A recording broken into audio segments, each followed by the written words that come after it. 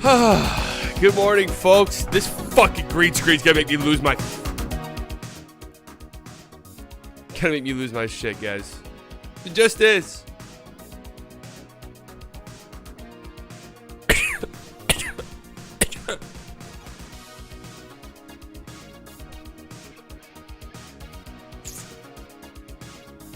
Shit's pissing me off.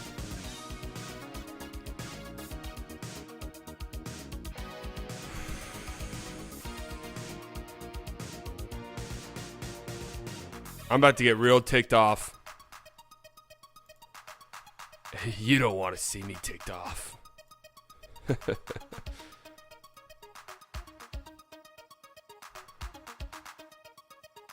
You're late like the NBA start times? Yeah. Yeah.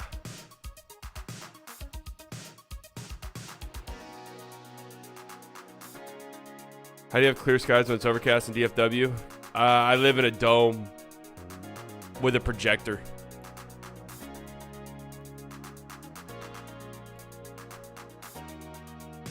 This is preposterous, dude. I mean, this is preposterous.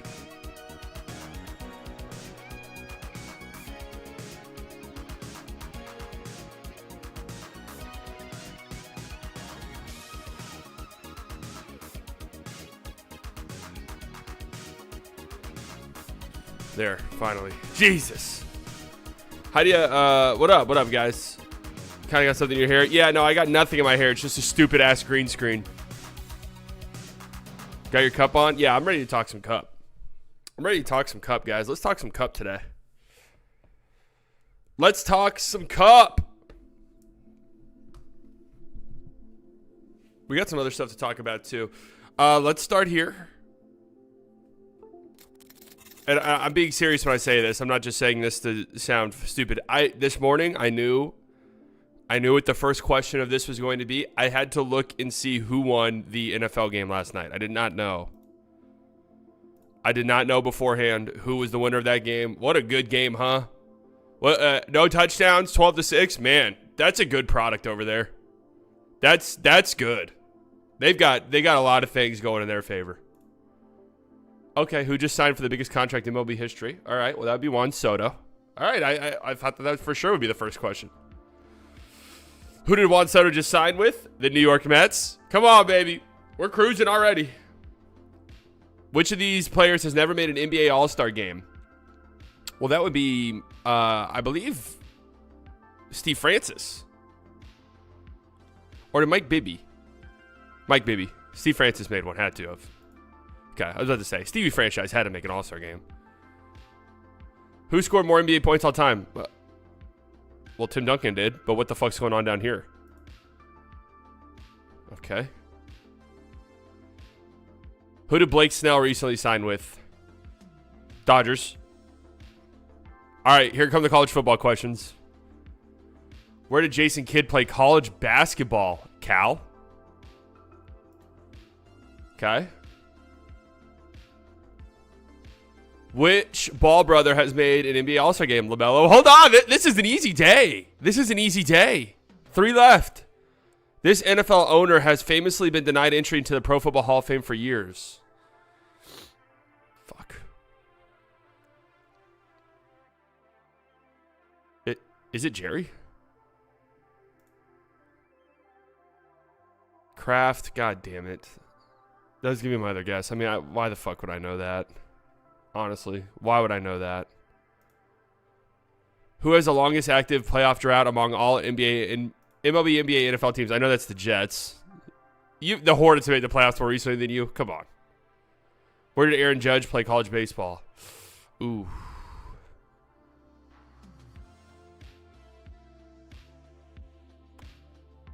UCLA? Okay. I would never have guessed that. All right. That's fair. I wouldn't have got that one right. Not terrible, though. Not terrible. Got tripped up there.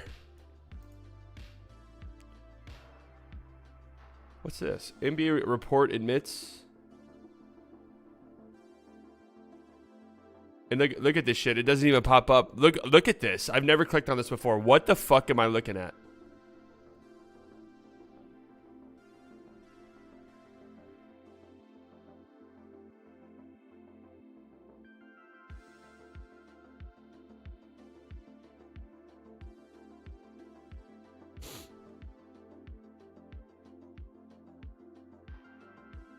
Nice chicken.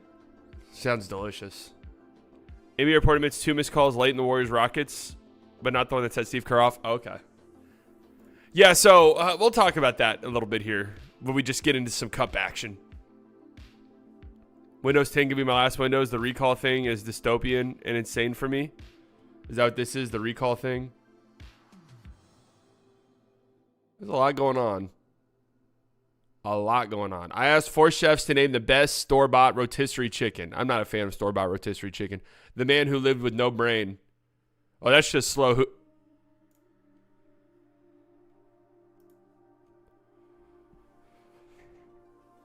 Do we remember the horrible reffing? The 2018 Western Conference Game 7? Yeah, we do remember that. Yeah, I don't feel bad for I don't feel bad for Warriors fans at all. Let me tell you that. Let me tell you that much.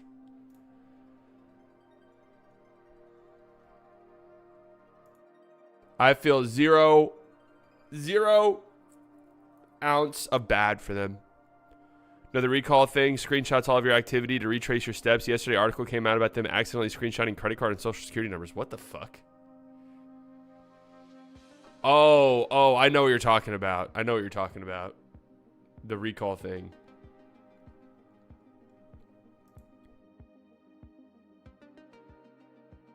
Yeah. Now I know what you're talking about now. Yeah, that shit is weird.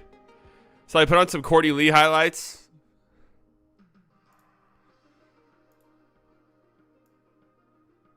The Knicks defense are cooked. They can't stop when they need it. Okay, I was actually about to search up Courtney Lee highlights, but we got to get going. We got to get low. We got to get going. I was a little late today, you know. Classic, huh? I got to say, guys, yesterday, so I've been, you know, I got this VR headset. I've been doing boxing. Not every day, because I'm not going to lie to you. It fucks me up a little bit. But in the boxing game, the fight night game, whatever it's called, you gotta do 5 little preliminary matches before you get ranked. I was 1-4 in those preliminary matches. The one win I had, the other guy disconnected. I for sure was getting my ass beat.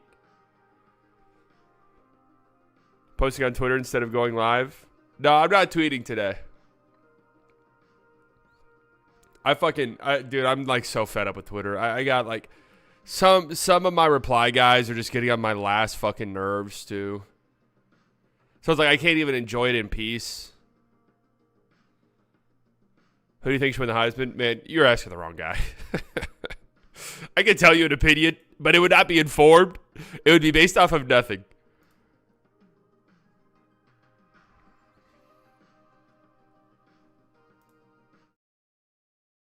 But anyways, so I was 1-4. I don't know what's going on. I don't think they register my punch speed. Like, I think that's part of the problem with this game, is I think I'm punching too fast for it. Because it doesn't make much sense. You know? My punch speeds, I should be easily knocking people out. Easily. With the amount of, you know, anyone who's seen my lower body, the amount of power I'm generating from my lower body, my torque, right? It's incredible. Clearly, there's a mistake in the programming of the game, but that's neither here nor there. 1-4 in my preliminary matches. I go into a ranked match. My first ranked match. I'm fighting, man. I'm fucking this guy up in my brain. I lose the fight by decision. How does that make sense? Are the judges on payroll in this game? Is that part of the storyline? I mean, I don't know. I lose. Something's not adding up. Next game, they do it based off of damage. So they have like a damage system, and which is again why I'm saying, like, I think my punch is just a little too quick for it, and it kind of bugs out a little bit. Then the second fight, I finally got it. I walk in this game. You see the other person. I mean, they're an avatar, obviously. It's not like them, but you see the other person, and they're moving around with their head, their gloves. This guy's, jacking off of the fight. I'm like, dude, this could, what if I was 12 years old, bro? Honestly. Like, get serious, right? He's fucking around. I beat the shit out of this clown. Oh, and it felt good. It really did feel good. Knocked him down to the ground. So so I'm assuming in between the first fight in which I lost and that fight, there must have been a patch. They must have updated the game, which would make total sense to me. And then I played a round of golf. Holy shit.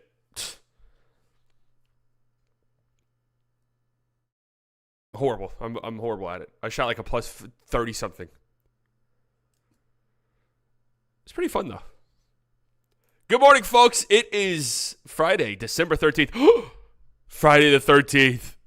Bum, bum, bum. We actually do have an article from Bleach Report that we're going to talk about today that I just saw. I haven't seen any of these. Friday the 13th, trade ideals, new deals to give the league nightmares. I'm actually very excited to read that article.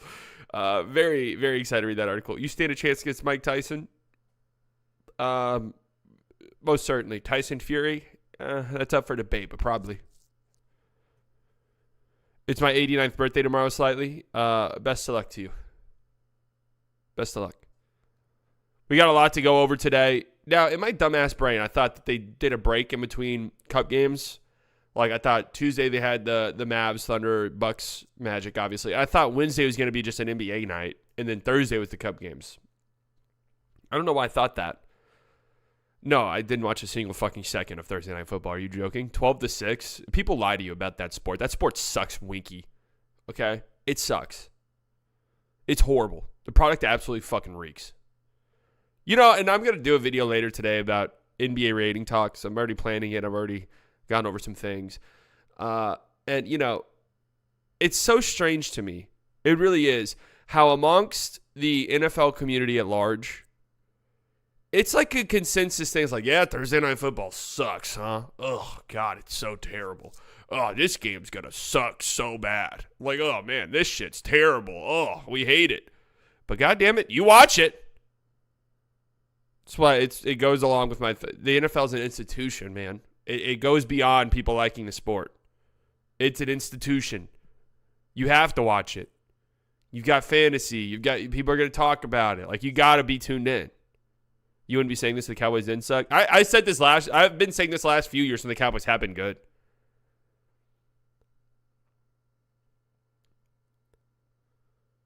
It might sound like an opinion, but the use of the three-point shot is ruining the game. So I'm going to talk about this in further detail later. I think that's just a lame excuse. I really do. Mainly the gist of it for me is I think people are trying to find a justification for them just getting older and caring about different things. And it's difficult to come to conclusions. Man, I'm just getting older and I don't care about these things anymore. Like I don't have time for it anymore. I don't, and I feel nostalgic. I feel nostalgic about the times when I did like the NBA more. Well, I feel nostalgic because I was fucking 16 years old and didn't have any responsibilities. Like, that's how I feel about baseball. Like, yeah, I used to love baseball. I watched baseball all the time. There used to be a time where I could tell you 18 to 19 people on each team's 25-man roster. Like, I was that fucking plugged in. I loved it. I don't love it anymore. Is there any reasons for that? Oh, they ruined the game. No, I don't have time for it anymore. And I've moved on. That's it. Do I feel nostalgic about, those days in which I didn't have any responsibilities at all, really, and could watch sports endlessly and not have to worry about any other thing in my fucking life at all? Yeah, I do. I feel nostalgic about those days. And because of that, I might use that nostalgia to be like, I might be blinded by that nostalgia, like, dude, the league was so much better back then. Was it? I don't know.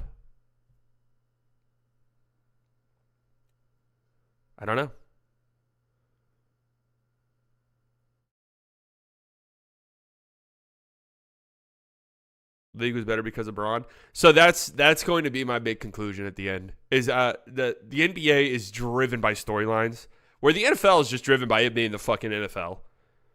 The NBA is driven by storylines. We can't there's a reason why the ratings are higher when there are super teams, even though we all agree we hate super teams.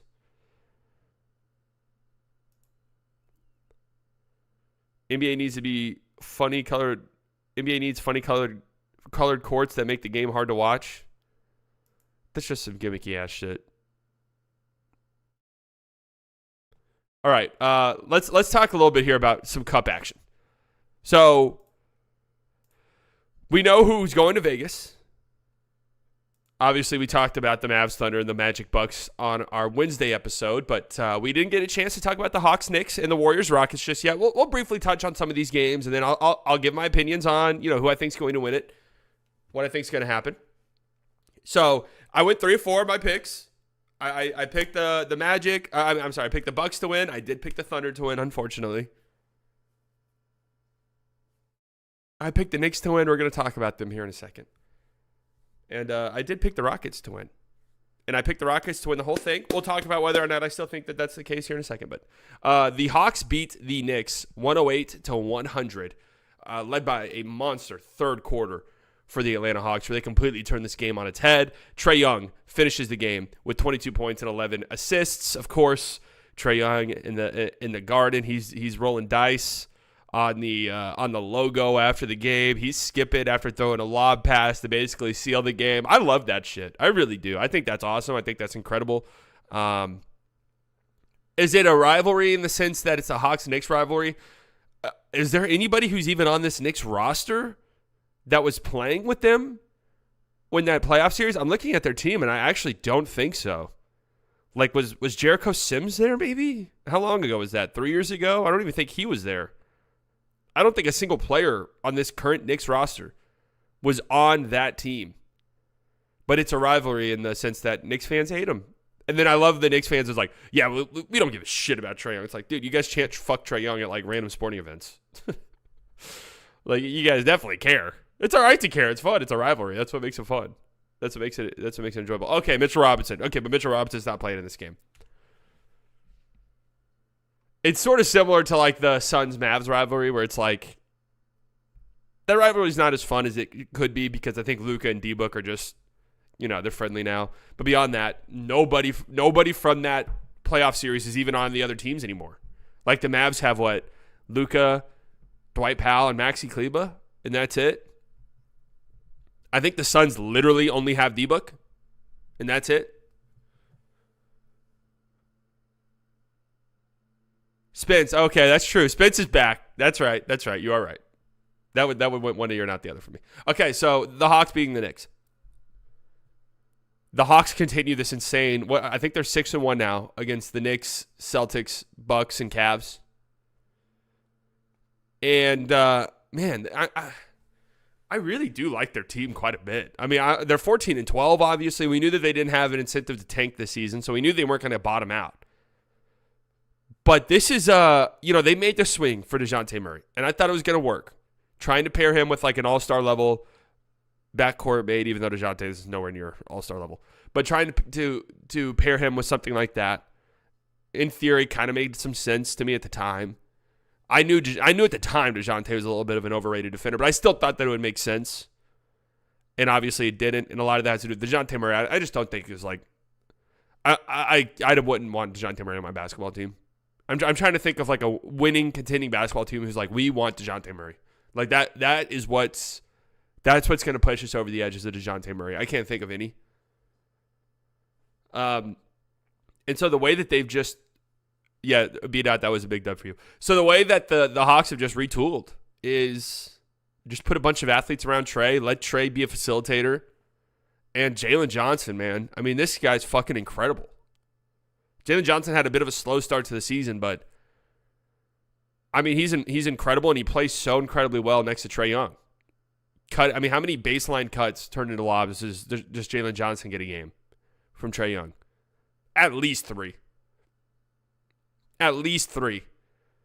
Where the Hawks will run a high screen and roll. They did this all game, and then the Knicks would play at the level. They get the ball in the middle of the floor. Jalen Johnson is cutting to the basket. Good luck.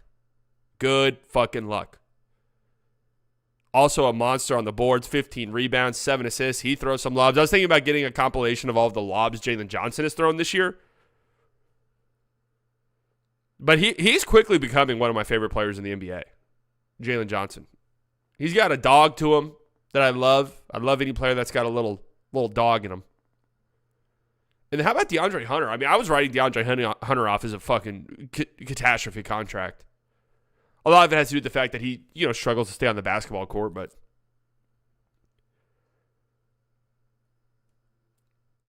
he's been great, and he was great in this game for them, 24 points. And Trey, scoring-wise, it hasn't been where it's been in years past. That's exactly what I was talking about right there. How many plays like these where guys just cutting baseline and Trey's going to find that guy 10 times out of 10? 10 times out of 10. Trey's going to find that guy. But Trey's scoring hasn't really been there, but his playmaking's been on point. I mean, he's been an underappreciated playmaker his whole career. You guys know, I've defended Trae Young every step of the way. I really do feel like he's underappreciated in a lot of ways. I don't understand why teams just don't play Trey straight up. His shooting splits are horrible, but can pass the ball really well, so why not just make him become a scorer? Well, it depends on, your defensive personnel. Do you have guys who can fight over screens? If you don't, and by the way, Mikal Bridges was getting fucking touched in this game. I mean, are we really concerned about that? Hawks players all look the same besides Clint. Yeah, they do all look similar. It's funny whenever you're watching a game, the commentators mix them up all the time. They'll be like, Dyson Daniels diving on the floor. Oh, I'm sorry, that was Ricochet. I feel like people are not talking about Trey's efficiency enough. How bad it is. Yeah, no, I mean, his scoring has not been good, but I still think he's been a very impactful player because of his playmaking, his ability to put pressure on defenses and what that leads to.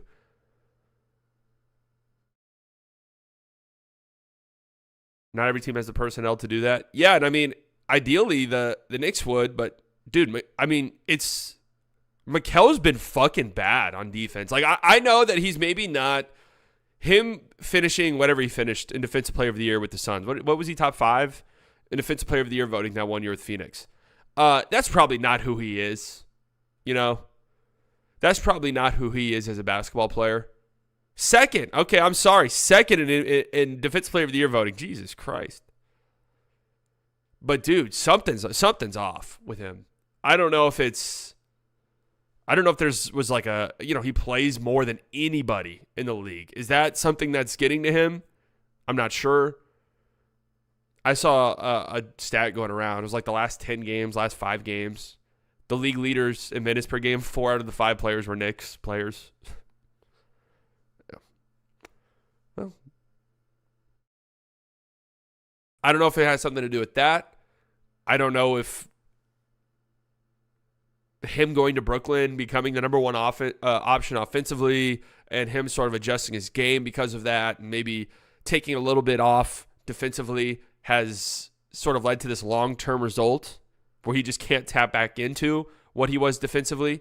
And, I never thought he was a top 2 Defensive Player of the Year level defender, okay? That season where he finished that high, Luka dominated him in that postseason series. Whatever, Luka dominates a lot of guys, so you can't hold that against him. But a big reason for that was he wasn't strong enough. He wasn't strong enough. Bro's so bad, people think he got hurt. No, he's started. I don't know what's his starting streak. It's insane. But man, he's so slow. Like, that's the problem defensively. He's so slow. He's so flat-footed. I mean, Trey was getting by him with 1 dribble. It takes him 50 seconds to get over a fucking screen and recover. It's insane. It's actually jarring how slow he is on the basketball court. They took him off Trey at one point. So yeah, the Hawks, they're an impressive team to me. I don't know what their ceiling is. I don't think it's very high. They're probably a play-in team, but I like the way that they built this roster. That's for sure. They traded 1 crossing, got to the free throw. He got a free lay because Mikal is so slow. Yeah, it's concerning. I mean, you gave up 5 first-round picks for him. It's definitely concerning. And what's funny is I think his offensive woes, which I think is what everyone is focused on, especially early before the season started when we saw that jumper. It hasn't. It could be better, but it hasn't been bad. Like he's been pretty much automatic in the mid range. He's got that turnaround mid range jumper cooking. The defense is what's alarming for sure, because everyone's going to blame Cat. Everyone's always going to blame Cat anytime this Knicks defense looks bad. I thought Cat was fucking awesome in this game defensively. I really did. But it all starts on the perimeter.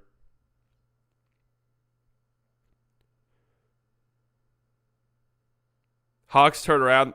The roster has been awesome. Hopefully Kobe Buff can be nice as well. Yeah, I want my guy Kobe to make some noise, but I doubt it at this point. He's only 26, right? Mikal? That sounds right. I mean, he was a bit older as a rookie. He's 28, yeah. 28. Cat fouls too much even when he plays good defense. Yeah, he was in foul trouble in this game and ended up fouling out, but he's been pretty good about that this year. Cat's been fucking incredible. So the thing with the Knicks, I'm not ready to give up on the Knicks at all. I picked them to finish second in the Eastern Conference. Obviously they're not as good as the Celtics. In the way the Cavs are playing this year, they're not as good as the Cavs. Can they become as good as the season progresses? What are they defensively? Last I looked, they were middle of the pack defensively. Is that still where they're at? Cat will let you down when it matters.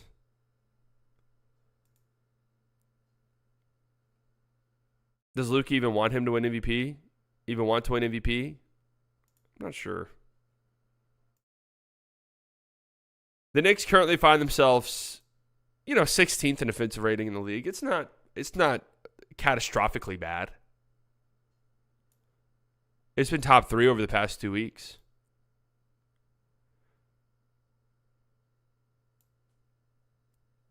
Not catastrophically bad. Can their defense... So traditionally, if you want to be a real contender, you have to be top 10 in defense. It's pretty much, a set in stone rule. You have to be top 10 defensively, at least. Usually you got to be top 5 to be a real contender. Can the Knicks contend with the league average or maybe above league average defense? I think their offense is good enough. So the question to me would be, can their offense be good enough consistently to make up for their miscues defensively? And in a game like this, they didn't shoot the 3-ball well, really. Jalen Brunson, he's still been good this year. He's playing at an all-star level, unquestionably. But, last year he was a top 5 vote getter in MVP. He hasn't been playing at that level so far this season. And he'll get to that. Cat's been awesome. But I don't think they're a top 2 team in the East anymore. And I don't. The Cavs have their questions that need to be answered in the playoffs. They need to exercise some demons when they get to the postseason for sure. But it's difficult for me to think how they can fix this on the fly to get there, especially if Mikal looks like this. If Mikal looks like this, it's a completely different conversation. If this is Mikal Bridges now, that's a trade we'll be talking about for a long time. A long time. But I'm interested to see what they look like when Mitch Rob comes back. And there was a report that he's not going to be back now until closer to the trade deadline, which that's interesting. Because I think in theory, you'd like to see what your team looks like for like a solid few weeks with him in the mix, so you can figure out what to do at the trade deadline. I know he's never going to be healthy, but man, not ready to give up on the Knicks just yet. But I'm definitely concerned. Like them being the second contender in the East, I think feels like that ship has sailed. Maybe Warriors and Rockets. This game was madness. So this game right here is where everyone plays the same. I don't know how people aren't watching who say that. Again, people are just looking for justifications as to why they're not watching anymore. And why they don't feel the same anymore. There's no fucking way in hell you can watch the Houston Rockets play a game. There's no way you can watch the Hawks-Knicks game and then tune into this game and say everyone plays the exact same way. No way. Absolutely no way. 91-90. I thought this was a really fun game. Sometimes you see scores like this, and it's just so gross offensively that it's just hard to watch. But then sometimes you see scores like this, and the defenses are so tuned in that it is a great viewing experience, which is what I thought this was for sure. Every bucket was like fucking pulling teeth out. Every single basket in this game. You think the Bridges trade was shaky so far? Hell yeah, it's been shaky, bro. They traded 5 first-round picks for him. So let's start here. Let's start here with this game.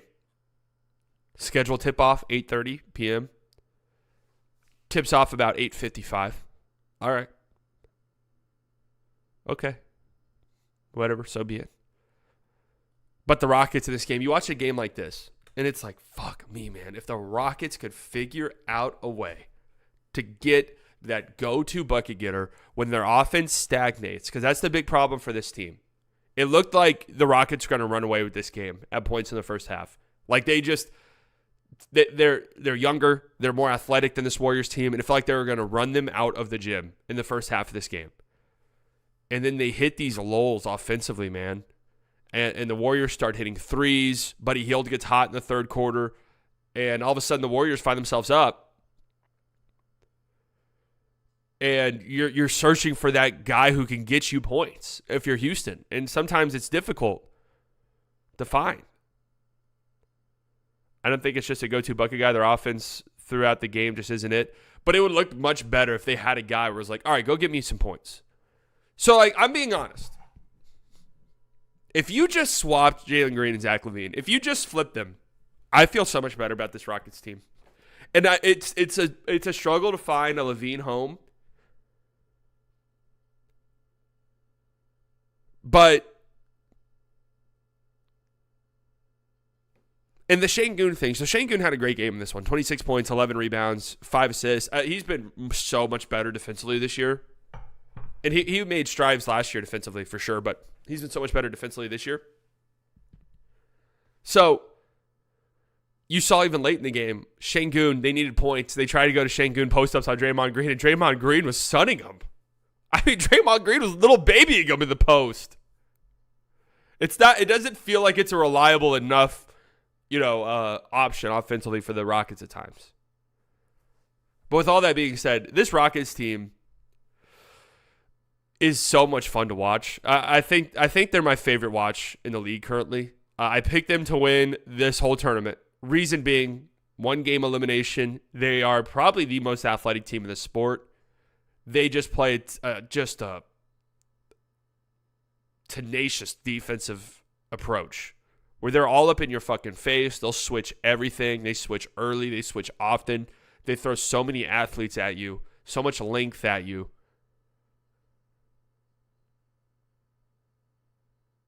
Realistic upgrade on James Green. Who's James Green? Oh, Jalen Green. I have seen Rockets fans, not Bulls fans, Rockets fans toss out a Jalen Green for Zach LaVine swap. I don't know how to make it work financially beyond that, but would Houston do that though? I don't think so. I don't think the front office would do that. But it is interesting to think about. But another factor here is that I want to talk about. Jabari Smith, obviously, 3rd overall pick a couple of years ago. There was that weird, I lost a lot of money that day. I was in Europe around the time of this draft. I lost a lot of money because Shams, and this should have been fucking investigated. Seriously. This should have been investigated. When Shams was working for whatever he was working for, Stadium or whoever, and they were sponsored by FanDuel, and he tweets out hours before the draft that it looked like the Magic were going to go, like they were really considering Jabari Smith, even though it was talked about, like it was Palabon Care. I said, all right, fuck it. The odds for Jabari Smith are great. I'm going to put some money down on this.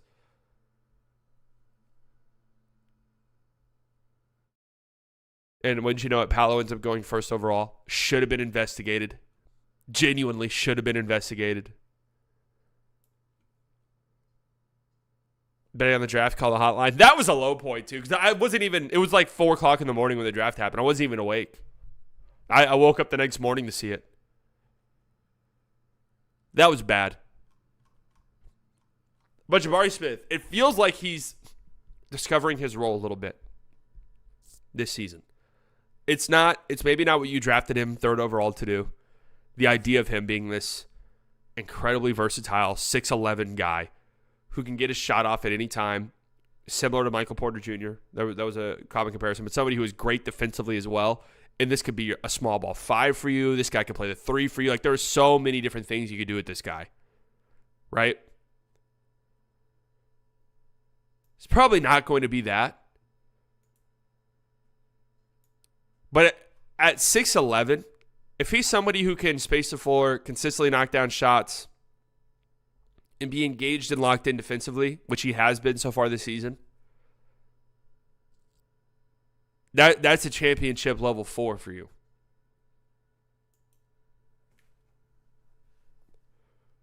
You know, that's a championship level 4. And yeah, he's about to turn 22, so he's still young, but why don't the Rockets do Fred VanVleet for Levine? Fred VanVleet's way too important for them, man. Way too important.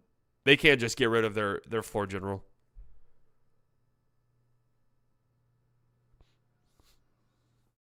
They just can't get rid of him. I just love watching the Rockets bench during games. Their coaching staff. They are the most probably in your face coaching staff in the league. Obviously with Ime Udoka, but just their assistants as well. And it's fun. I like it. I like when the coaching staffs get pissed off after mistakes. They're fucking throwing their play sheet on the ground. I like seeing it. I'm here for it. So you had Steve Kerr after this game crying and complaining about the officiating. Nobody feels sorry for the Warriors. The final play of the game, or the final foul, I guess I should say, where Jalen Green's on the ground and they call a foul. I don't even remember who the foul was on, but they call a foul. I think it was Kuminga diving to the floor. It was a foul. Nobody wants to see that called. Nobody wants to see that called in that moment. Okay? That's the problem. Was it Looney?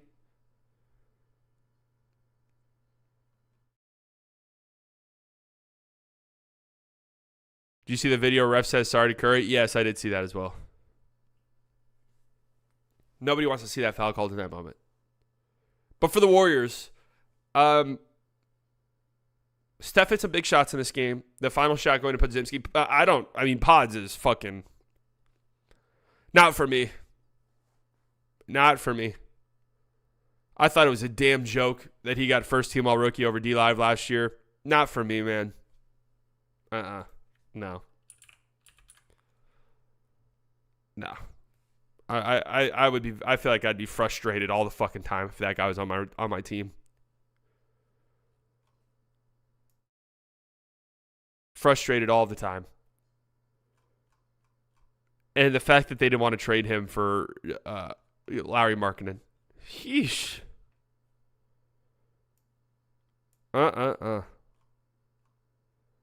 Pods his a jab step 3 with 4 minutes left. Thought it was over. Then he sucked. Well, he'll hit a shot like that. But then, the ball gets to him, and the ball just stops. He's got to do 6 or 7 jab steps before he's moving the ball again. Defensively, it feels like he's lost all the time. And he's like a brick, man. He's a fucking brick. He doesn't shoot well. Oh, I didn't even realize this. His Instagram name is Jab Pods. Okay, that makes sense. Oh, EAB Pods. All right, never mind. I thought it was Jab Pods. I was like, okay, yeah, that makes sense. But you watch a game like this, and it's clear like this is the Jimmy Butler team for me. It's just the glaring weakness that is there where they don't have a reliable second option.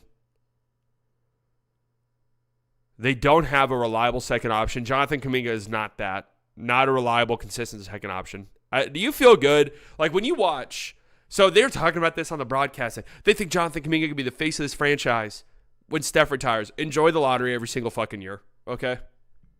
Enjoy it every single season.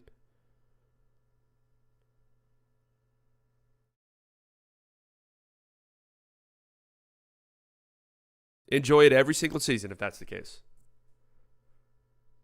He's uber athletic, and sometimes you just bet on that athleticism and it pays off for sure. I get all of that.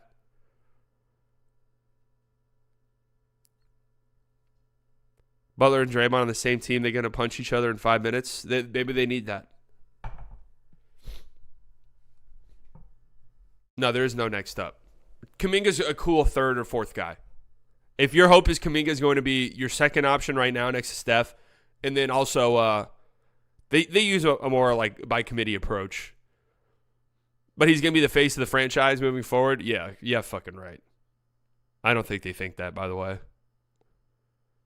Why would they not have given him the contract he's wanted if that was the case? Warriors sold if they get Jimmy. But your window is Steph Curry. They're in this weird spot where you see teams find themselves in, like the Lakers in of Kobe's career, even though they fucked that, where it's like, we owe it to this guy. And it's going to suck the 4 or 5 years after he retires, and we're paying the price for this, but we owe it to him. What's the deal to get Jimmy? I talked about it in my video. There's definitely ways they can get it. LeBron to Golden State, I saw that too. I don't know what the hell that's all about. I'm not sure what that's all about. But this leads us to a Saturday in-season tournament experience for the ages in Las Vegas. Tickets as low as $28, folks. Get in there. Atlanta against Milwaukee.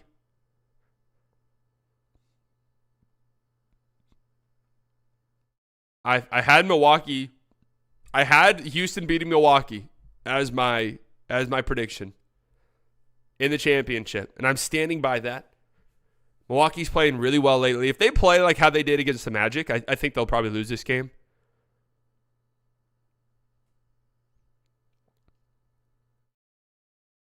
But hey, the Hawks, Onyeka Okongwu, we've talked about him being a disappointment this season in a lot of ways for Atlanta.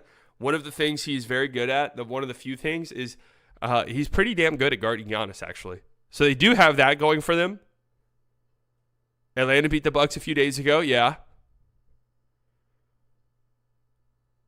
So this will be a fun game. I mean, Milwaukee's only 3.5-point favorites. And then OKC and Houston. Woo! We know this one. These two teams met earlier this season. The Thunder blew them out. But then you had that crazy game in Houston where the Rockets won. This will be a fun one. OKC Houston is absolutely must-watch. Must-watch television. Hawks winning it all feels like a good bet. They were by far the biggest underdog to win it all going into this. Betting-wise, obviously.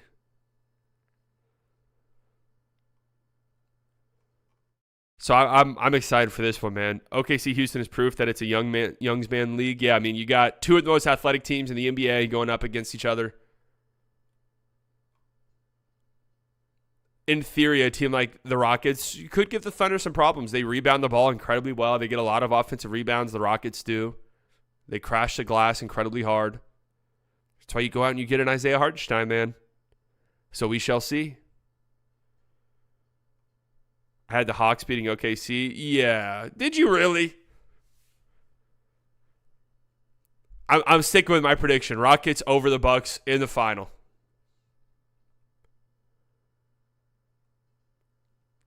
That's my prediction. Stamp it in. I'm riding with that. Trey, take us to the promised land. The Hawks winning it would be great. So how do you guys feel? KOC tweeted this out and got dragged for it. He said, it's great to have all these smaller markets in here. People are like, Houston's not a fucking small market, bro.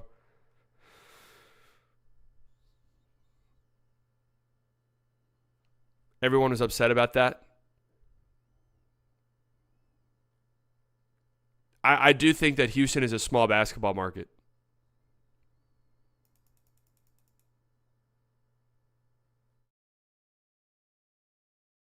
KOC left-leaning. He follows them pages.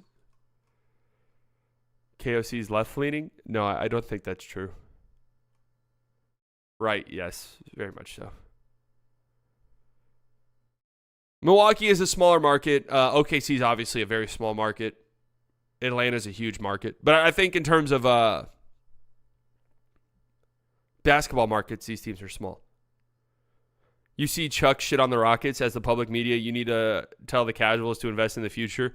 Yeah, I mean, that's just a huge problem the NBA has currently. I think it does factor into things.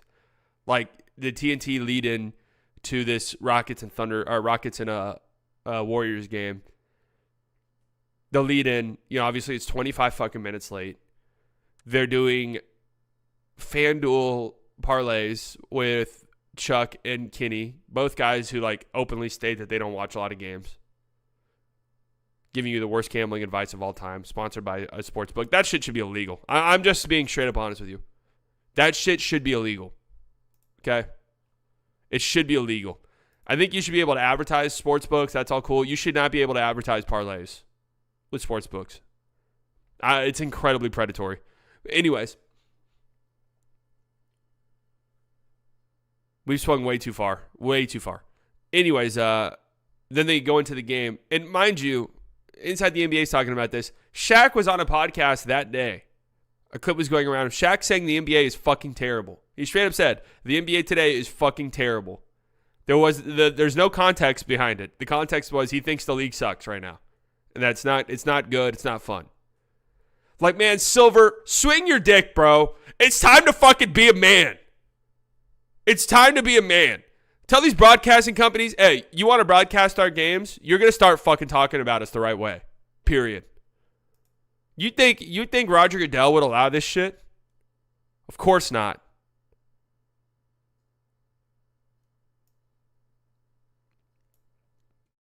I like NBAU on Twitter, but they are low-key getting unfollowed if they keep spamming parlays. That's another reason why I've yet to succumb to the gambling thing. We did prize picks for a tiny bit, but that was different. There's a reason why I haven't succumbed to it yet, even though I have been offered, I have been reached out to, is because I understand how annoying it can be to constantly beat people over the head with that shit. Oh, that kind of reminds me. Thursday. So on Thursday night, the Dallas Mavericks play the Clippers, I think. Yes. The Clippers, 7:30. Obviously, we'll be on playback.tv/slightly biased for that one. But also, the playback guys hit me up. I'm going to be on the main stage for this one. So I don't know if it's going to be on my channel still, and they're just going to put it on the middle, but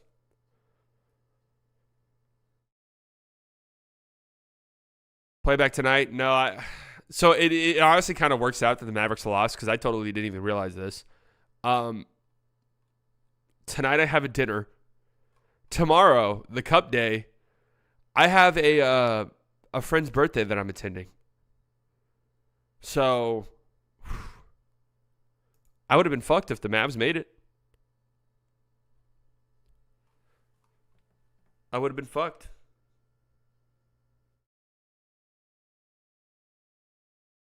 Yeah, shout out to that friend, man. Shout out to her. All right. Paul at the 2.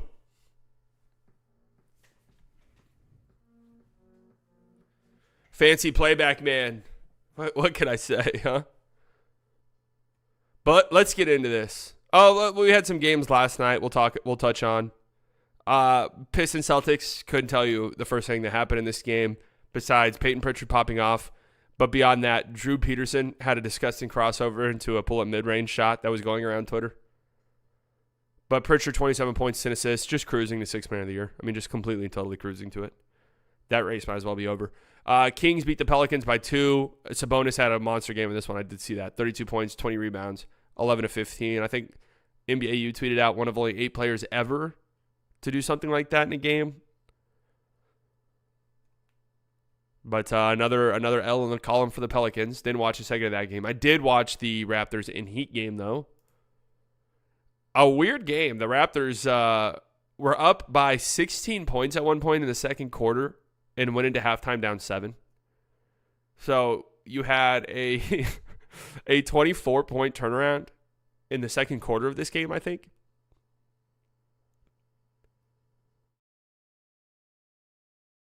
And real quick, I just want to touch on this game. Not a lot to talk about. I thought Grady Dick looked really good in the first half. RJ Barrett got a triple-double, but he did not play a good game at all. Tyler Hero. So I haven't really looked into the All-Star stuff, who's going to be there, who's not going to be there. Tyler Hero is putting together a case. He's putting together a case. He had 23 points last night, 4 assists. I mean, statistically, it wasn't, crazy. He was 9 of 13, 4 of 7. But he's just playing really good basketball right now. And he's beating you in a bunch of different ways, man. Would you do Omax and Kleba for Thibault and Jabari Walker? Sure. I don't know. That's just like such a nothing trade to me. But Hero's 23 points, 9 of 13 from the field. He's shooting the three ball incredibly well so far this season, and he's reaching that really dangerous stratosphere as a shooter where it's, if someone's coming to set a screen, if it's Bam, if it's whoever, if you're going under that screen or if you don't fight over that screen and he gets 1 inch of space, he's pulling up and he's knocking it down. I mean, he's 42% from 3 so far this season on nearly 10 attempts a game. And then he's also leveraging that. So you play high on screens or you close out hard. He does a great job getting to the paint and finishing at the rim. I believe Hero's the number 1 pull-up shooter in the league. Yeah, he's on fucking fire. And you just tell when you watch him, the shots that he's shooting, like he's just in his zone. I mean, 28-foot pull-ups. He's on another level. You got to have to work, have a great stream, and rest of your day. Peace out, Fox. Thanks for those kind words. Slightly, would you do Jazz Gortman for Riley Minks straight up? Yeah, probably. So anyway, shout out to Tyler Hero, man. Deserves some All-Star consideration. Deserves some most improved talks. I mean, I don't know. Who's I haven't really kept up. Who's in the market for that this year? His points per game is 24. It's up 4 points from the year prior.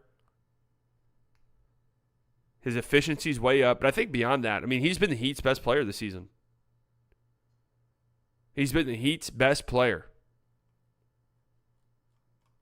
And they're winning games. They're 13-10. I think they've won, I think this is their 5th straight win, I want to say. 4th straight win for Miami. Wemby most improved is inevitable. Oh, God. That's so fucking lame. And I love Wemby, but that's so lame. All right, let's look at this. Let's close out with some fun reaction content. Friday the 13th, NBA trade ideas. New deals to give the league nightmares. Ooh. Trade talk is so boring to me. Usually I would agree with you, but this one has some promise because I'm hopeful that they're taking the piss. Seemingly every week in the NBA is part of trade season. For some. But mid-December truly is a special time for fans of player movement. No, it's not. On December 15th, the whopping 85 players who signed deals this past offseason become trade eligible. So we talked about this before, but if you just go back through the history of transactions, rarely ever do trades happen at this time of the year. Butler's agent destroyed Shams on Twitter. All right, let's talk about that actually really quickly because I'm sure Jimmy Butler, he's the thumbnail here. So I'm sure that he's the topic of conversation. Let's talk about this Jimmy Butler agent saga, shall we? So, Shams tweets out a few days ago that Jimmy Butler, his agent, has been talking to teams across the league, and the belief is that he wants to go to the Mavs, Rockets, Warriors. Now the Suns are involved. Jimmy's agent pops off. All right, listen. I gave you a pass yesterday because I was busy, but if you don't stop putting my name on your complete and utter made-up bullshit because you normally aren't worth my time to acknowledge, I don't know what I'm going to do because I'm a middle-aged dad, but just know it would indicate severe dislike. World, all this is fabricated. I have never, and honestly, it wouldn't help me or the position I represent to do anything that's been reported by said journalist. Shams, this is your opportunity to say, my bad. I let ChatGPT write my tweets, and it went old school Peter Vesey. Shams, Peter was a writer in the 90s. Be a trendsetter. Invent the new I was hacked. Carry on all. Thank you. I'm not going to lie to you guys. I saw this and immediately thought, yeah, he's talking to other teams. Immediately. Yeah, they're talking to other teams for sure. Come on. If you immediately, people are like, fuck you, Shams. They told you, Shams. Come on, bro.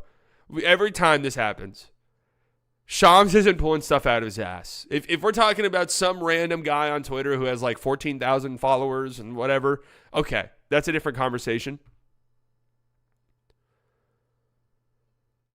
Then we can talk about that. Shams is not pulling stuff out of his ass, man. I know people want to believe that. I remember, what was it? Oh, there was some player transaction thing in this offseason where Woj was warning about it, and the fan base of that team were like, "Oh, it was Embiid stuff. It was the Embiid stuff." That there was reports that, hey, Embiid's knee's fucked up, and then people at the Sixers subreddit, I remember, were like, "Dude, who the fuck is this guy? This guy doesn't know what he's talking about." Well.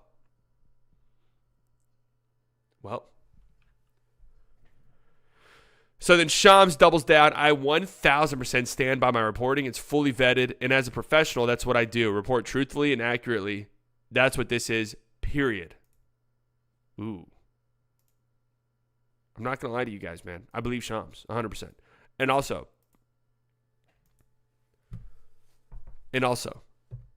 what if Shams' source is just Woj?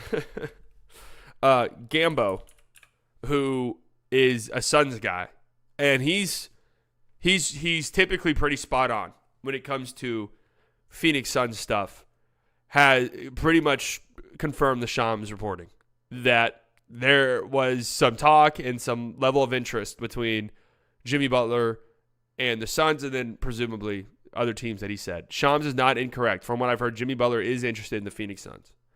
And we can get into a conversation about whether or not that trade's even possible, but that's neither here nor there. So I believe Shams the entire time. The entire time. So let's see immediately. This article is going to hit like a ton of bricks because I accidentally snuck a peek and saw that it's LeBron going to Golden State as number 1.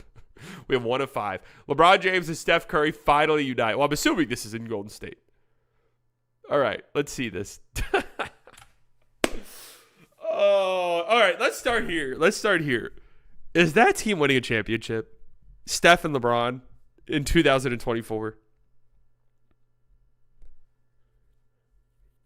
Do we think that team is really competing and contending at the highest level? You think so? So the trade would be LeBron, Cam Reddish, and Bronny. Oh, Bronny's got to be included. For Andrew Wiggins, D'Anthony Melton, Jonathan Kuminga, Brandon Podziemski, Guy Santos, a top 1 protected first-round pick in 2025, and a protected 2027 first. So the Warriors, out of your rotation, say goodbye to Wiggins, Kuminga, and Pods. Those are, 3 key rotation pieces for you. And you're adding LeBron. I guess Cam Reddish would have to play for you. So what would your starting 5 be? Steph. You'd have to start Buddy. Steph, Buddy, LeBron, Draymond, Looney? Would that be your starting 5? Am I missing somebody that would be the starting 5 over that group? That does not sound like a championship team to me at all. No. Would it be fun? Yes, it would be. Would you sell out games? Yes. Trace Jackson Davis? Yeah, maybe. You don't think they're starting a small lineup? They could. So what would it be? Do they have another shooter off their bench, though? Because then it would be what? LeBron. Okay, Steph, Buddy, LeBron, Draymond. Who's the other one of the 5? Moody? That team fucking sucks. No. That sounds like a playing team to me. Champions in the East, sadly? No, I don't even think so. I don't even think they're better than the Magic. It would be hilarious if LeBron got traded to the Warriors, though. I'm kind of here for it. but I don't see it. Someone said the Lakers get better off of this trade. I mean, if you are trading LeBron, that's a pretty good return. Kuminga, who knows who he can be, Wiggins, whatever. He's a playable rotation player. Podziemski, whatever he can be, in a couple first-round picks for a 40-year-old LeBron James. I feel like that's pretty damn good. Sorry, who cares? It's LeBron fucking James playing with Steph. I feel like that would be good, though, for the league in a lot of ways. But, yeah. Next up, Zach LaVine boosts Orlando's offense. That is a nightmare. I just don't see a world where the Magic want this to happen. Zach LaVine for KCP, Cole Anthony, Jett Howard in a second. I mean, you're getting an all-star level player for nothing in that trade. KCP's been stinky as shit for you. Cole Anthony, goodbye. Jett Howard has not really shown much in a second. I don't think LaVine fits what the Magic need. Like, I don't think he fits what they have going on, to be honest with you.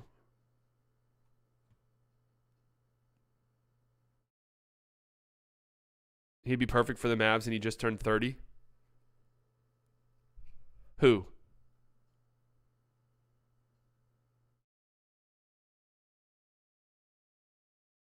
Magic? Because he doesn't. They have an identity. Their identity is we have a bunch of versatile players who can switch defensively. We have bigger lineups. And we don't have defensive liabilities on the court ever. Does that sometimes, put us in bad situations offensively? Sure, but defensively, we're going to be so good that it's not really going to matter a lot of the time. And I think Zach LaVine is such a departure from that. I don't know. Slightly fully healthy Rockets or Magic. I think I'd lean Magic just because Franz and Paolo fully healthy.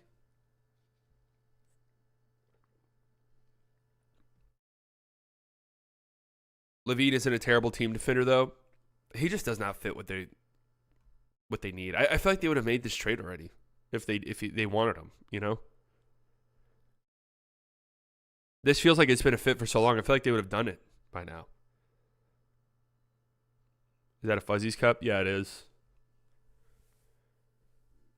Fuzzies. The Fuzzies close to me closed. Put a taco in your talk hole.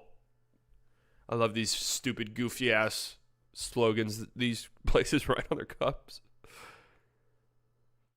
I did it in my league and they're cooking. All I'm saying, we built the Dallas Mavericks dynasty in my league. What did we do? We traded for Julius Randle. We traded for Scotty Barnes. We traded for Sar Thompson. Let's see what the next trade is. This one isn't even. This one's been mocked so many times. It's not even that fun. Vucevic gives Memphis a starting center. Oh. Okay. Vucevic for Brandon Clark, John Conchar in the top 10 protected first. Brandon Clark's been playing much better lately. Vucevic has been good this season. I have seen some Mavs Twitter people toss around the Vucevic idea. Vucci Main. Would the Bulls do this? Oh, yeah. Are you kidding me? If the Bulls get a top 10 protected first for Vooch, they would do that for sure. Absolutely, they would say yes to this.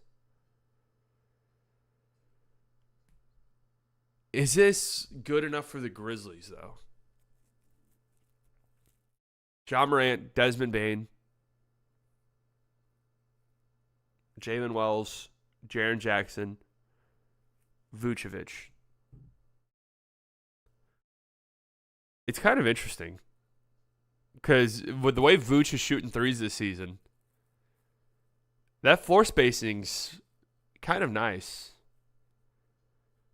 But it is sort of similar to this LaVine to the Magic thing. Does he fit their identity?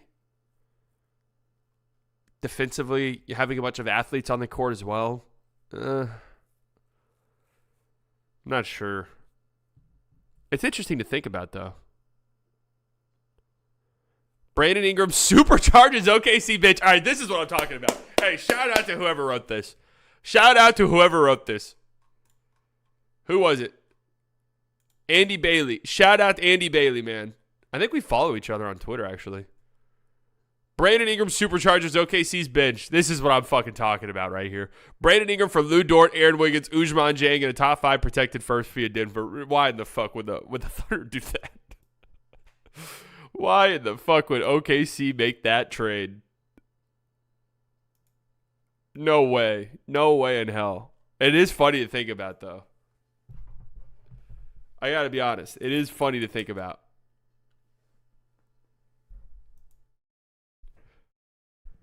They love Lou Dort. I don't think they would trade him, especially for like something you don't even really need, to be honest with you.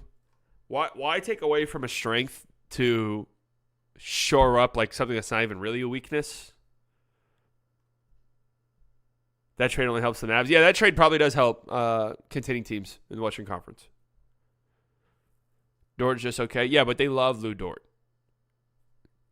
Aaron Wiggins off the bench has been really good for them.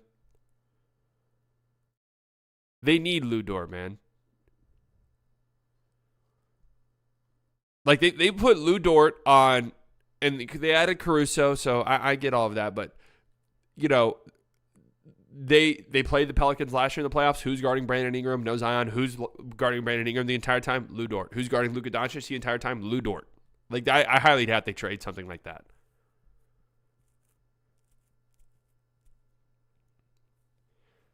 This would be hilarious, though. I just cannot imagine a scenario in which this would happen, but it is pretty funny.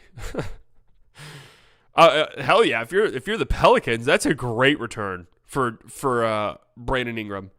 A great return. I only get one pick, but I'm getting like 2 legit rotation players in the NBA, and Lou Dort and Aaron Wiggins, and then Ousmane Dieng, who has shown some stuff, but creation outside of Shea is the area they can improve. But I don't know if Ingram making $30+ million is not the answer. No, it isn't. It isn't. And then let's see what the final one is. Let's see what they've cooked up.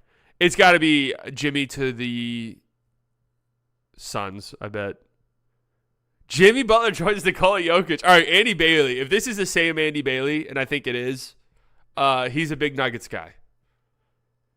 So Jimmy Butler and Pele Larson for Michael Porter Jr., Zeke Naji, Dario Saric, and first-round pick swaps in 26, 2030, and 2031. I don't see the fit. I don't get the fit at all. I see where they're coming from, the Jimmy and Denver thing. But you already shoot so little threes in a league that demands you to shoot threes. You know? That's where we're at. It's one like you can be a good team by not being a great 3-point shooting team. We've seen that. But you have to at least shoot the things. You can't be losing a 3-point math battle by 20+ every single night. You're getting rid of probably your only legit floor spacer on the whole fucking roster in MPJ. I don't know, man. Now, if you were eligible to trade Jamal Murray, that would be a different conversation. Jamal Murray cannot be traded at all this year, in case you're wondering. That would be kind of a different convo if you're like, man, this Jamal situation has gotten so ugly, we're ripping the Band-Aid off.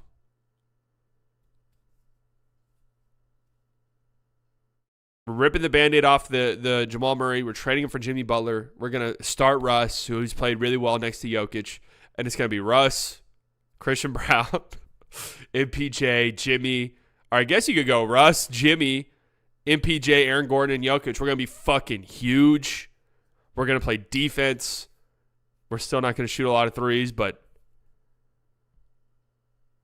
why would the Heat do that? Jamal's contract could actually end up being the worst in the league. I think you would do that if you are going to trade Jimmy. There's like a world where Jamal bounces back and looks like an all-star level point guard for you.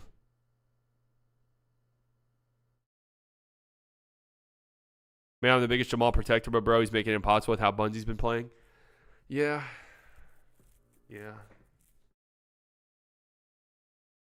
Connor, a year in the slightly delusional club, 1 year of delusion. Here's to another. Love that. Jimmy's not getting traded. I think Jimmy to the Warriors just makes so much sense. I think it's going to happen, to be honest with you. But well, if he does get traded, the Warriors is the team that makes the most sense. They're desperate. They want to build next to Steph. They have the pieces to make it happen. The Suns one's hilarious because it's just like, well, they could trade Bradley Beal. Oh, boy, the Miami Heat. Oh, we get Bradley Beal? We didn't want him last year. We did not want him a year ago when we could have traded for him then. We didn't want him then, but now we want him. Now we want the worst fucking contract in the league probably. For our best player, hey, Heat fans, come out tomorrow night. We just traded our best player for Bradley fucking Beal. Make sure you guys show up. Beal can just say no. Beal would say yes. I don't think that's the problem. The problem is the Heat have to say yes. I just laugh anytime the Suns are involved in one of these trades. And maybe I shouldn't, because they have pulled off trades where you're just like, what? How did they make? They have made. Where it's like how the fuck did they get Tyus Jones? So maybe I shouldn't be laughing and poo-pooing the idea, but I'm poo-pooing on it a little bit. On a scale of 1 to 10, how much rage would you feel if the Mavs moved PJ in a desperation trade for Jimmy? Oh, 10. They wouldn't do that, though. They would not do that. And while we're talking about trades, real briefly, before we say our goodbyes, I was going to do this report card grades for every team. I don't really feel like doing this, to be honest with you. We're just going to peruse through. B+ for the Mavericks. Yeah, I feel like that's kind of fair. How are some of these teams not like? All right, yeah. This is all good. I don't see any problems with this. I see, like, how are the Thunder not an A+? Magic A, okay. Man, yeah, I agree with this. This is all good. I'd put the Kings in F, to be completely honest with you. But outside of that, I think this is good. I mean, how are the Wizards a D+? Should be an F- for the Nuggets. Okay. So while we're briefly talking about trades, the Herb Jones, did we talk about this on stream, or did this all happen after the stream? The Herb Jones stuff. Okay. It's all hypotheticals. So I don't even want to like spend too much time on this with the hypothetical thing. But one, Herb Jones to the Mavericks. It ain't fucking happening. Okay? Herb Jones is under contract for this year and then 2 years after this at an unbelievable number.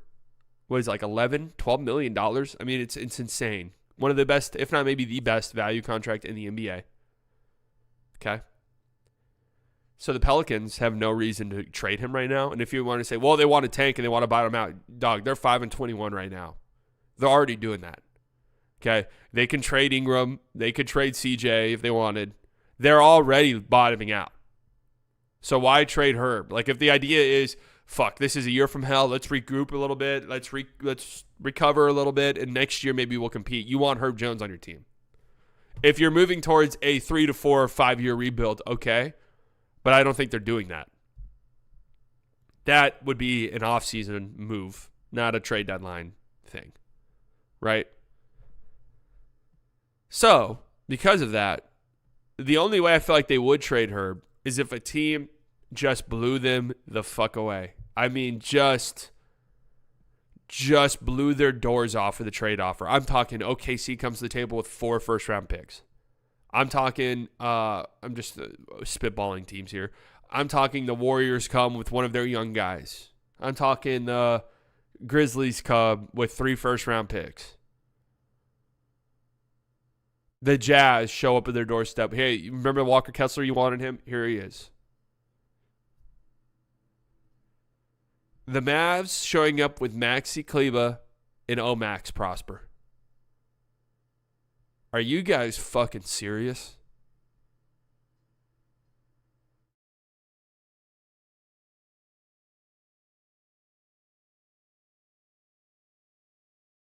I feel like people don't understand who Herb Jones is. I think that's really it.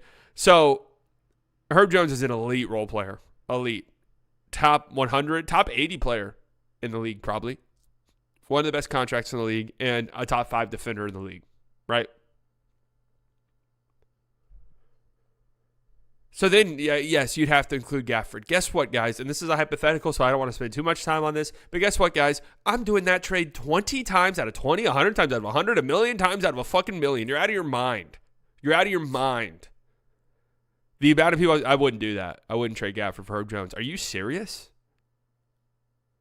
What? You wouldn't? Seriously?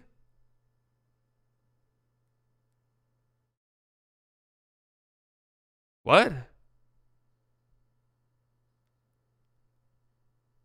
You joking? Because then I see people say the Mavs have never had, like, the Mavs haven't had center depth like this, and that's true. That is true. The Mavs have also probably never had a Herb Jones. Definitely not in the Luke era. We saw last year in the playoffs that, like, Gafford just slowly became a guy who probably, couldn't play in certain matchups. Herb Jones is getting mid 30 minutes a game in a playoff setting.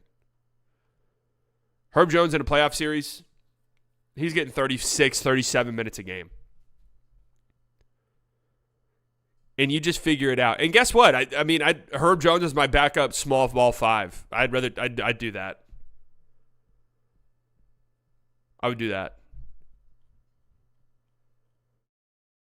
I didn't really entertain it because it's not going to happen anyways. And I don't want to be like, yeah, I would definitely trade Gafford because that's fucked up. But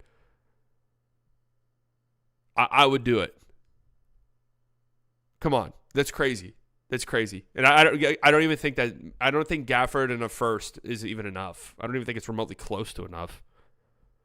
So it's not even worth having a real conversation about.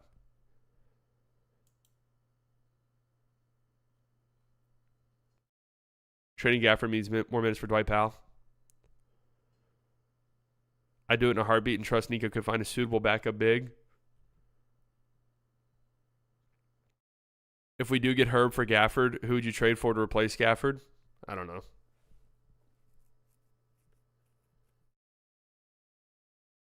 I haven't looked too much into trade stuff. Would you trade Clay? No, Clay's not getting traded.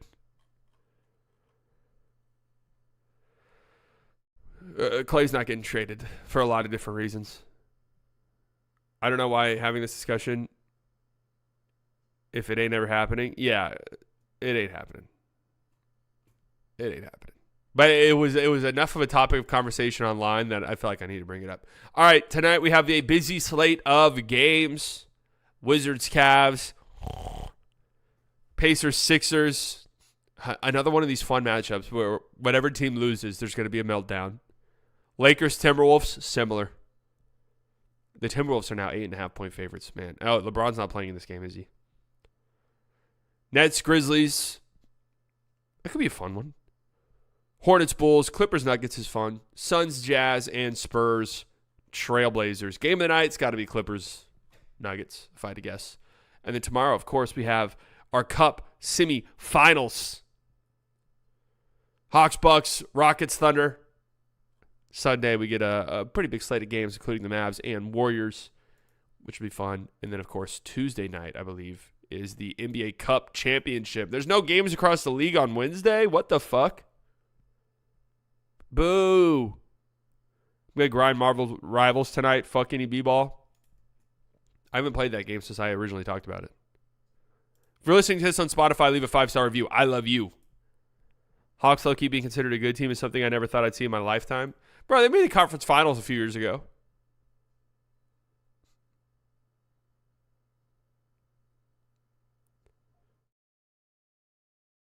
The Mavericks have a Kyrie problem. Luka isn't the leader for this team yet. Best player and the leader in Kyrie has to be better for new guys. What? Shams bomb.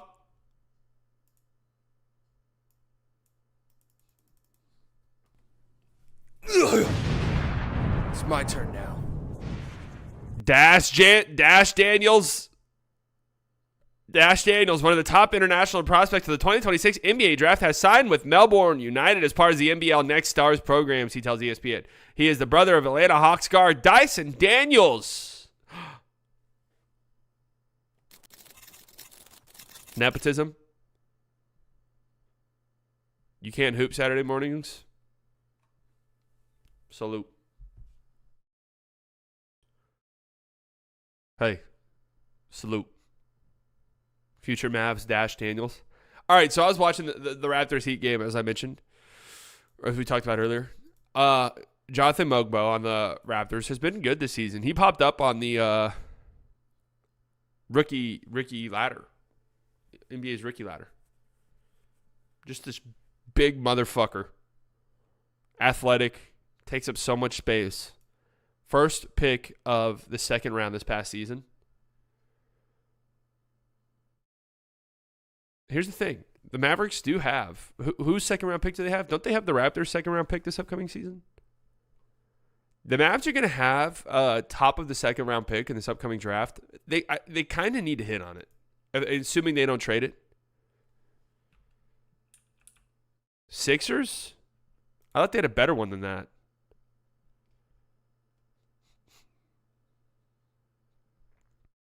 Kid is a DEI grifter.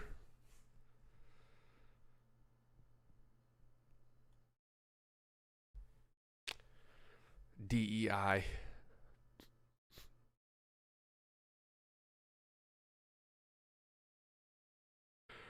We need to hit at our picks this year for sure. DEI because he's bald. Oh, all right. That makes sense. Yeah. I hate DEI. I hate DEI for baldies.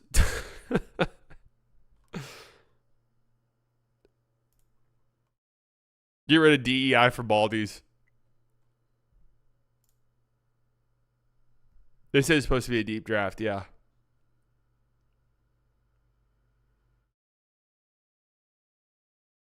Sixers record was ass, so it was looking like a 32nd pick at the time. Nobody actually thought that was going to end up being that high of a pick. You think Cooper Flagg will fall to us? It's possible. It is. It's definitely possible. All right, folks, that's all I got for you. I'm dropping a video today, later. Make sure you guys gas it up whenever it drops. Okay?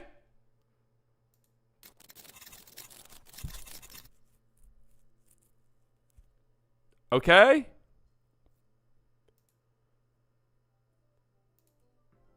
Thank you all for coming out. All of the OGs, guys, I love you very much. Could have spent your Friday morning anywhere in the world. You decided to spend it here. New subscribers, I promise you guys will not regret it. Donations, members, you guys never have to do that, but it helps me out tremendously. It makes me feel so good. If you guys missed any part of this video, you could check out some of the clips on the Slide by Clips channel, which, by the way, I got a hilarious comment on there. The Slide by Clips comments are funny as fuck because there's definitely an audience there that don't follow this channel. And there's also an audience that... Oh, I don't even have the music going. There's definitely an audience that doesn't fully understand what's going on. Because I saw a comment that was, it feels like some of these videos are stuff that you've already said on your channel. Yes. That's the point. It's a Clips channel. Okay? You are correct. Anyways, you can check out Clips over there.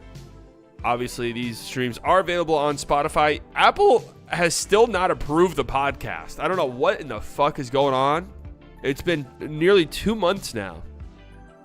Okay. I mean, I don't know if there's something on my... clearly, there's something I'm not doing right on my end.